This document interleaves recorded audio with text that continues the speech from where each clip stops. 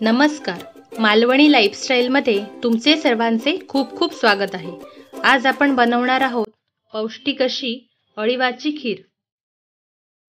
अळीवाची खीर बनवण्यासाठी इथे मी अशा प्रकारे बाजारात अळीव मिळतात ते 2 चमचे अळीव मी घेतले आहेत। अळीव फुगून दुप्पट होतात, त्यामुळे आपल्याला थोडेच अळीव वापरायचे आहेत। आता हे अळीव आपण 1 मिनिट फक्त परतून घेऊया। परतून घेतल्यामुळे त्याचा कच्चेपणा पण निघून जातो आणि ते पचायला हलके होतात। हे अळीव तुम्हाला कोणत्याही सुपरमार्केटमध्ये किंवा किराणा शॉपमध्ये मिळतील।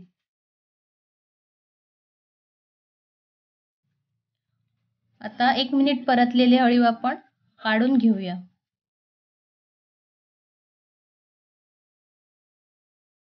आता हे परतलेले अळीव आपण पाव वाटी पाण्यामध्ये भिजत घालूया।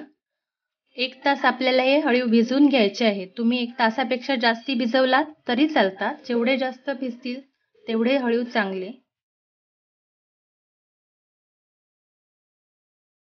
हे मी तासभर भिजवलेले अळीव घेतले आहेत। त्यानंतर 2 पेले आपल्याला दूध लागेल। 4 चमचे मी साखर घेतली आहे। त्यानंतर वेलची पूड आणि बदाम आणि पिस्त्याचे काप करून घेतले आहेत। आपण जे खिरीसाठी दूध घेतलेले आहे त्याला आधी आपण प्रथम उकळी काढून घेऊया। दुधाला चांगली उकळी आल्यानंतर त्यामध्ये आपण भिजवलेले अळीव घालूया।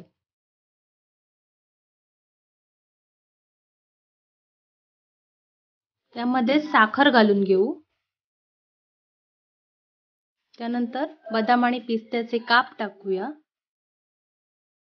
आणि थोडीशी वेलची पूड घालूया। आता ही खीर आपण छान ढवळून घेऊ आणि याला 5 ते 10 मिनिटं आपल्याला जसा थिकनेस पाहिजे त्यानुसार उकळी काढून घेऊया। आपण जेव्हा अळीव भिजवतो तेव्हा ते थोडेसे चिकट असतात, पण जेव्हा गरम दुधात घातले जातात तेव्हा ते छान मोकळे होतात आणि मस्त शिजतात। अळीवाची खीर खूप पौष्टिक आहे, तसेच आयर्न युक्त आणि हिमोग्लोबिन वाढवणारी आहे।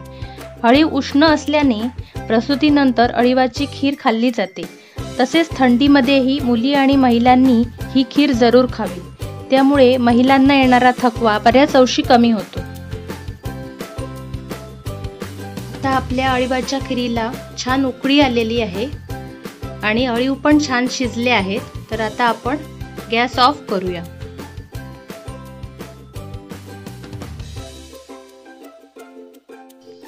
आपली हिमोग्लोबिन युक्त पौष्टिक अशी अळीवाची खीर आता तयार आहे। आजचा हा व्हिडिओ तुम्हाला जर आवडला असेल तर व्हिडिओला लाईक करा, शेअर करा आणि अशाच नवनवीन व्हिडिओंसाठी माझ्या चॅनेलला सबस्क्राईब करा।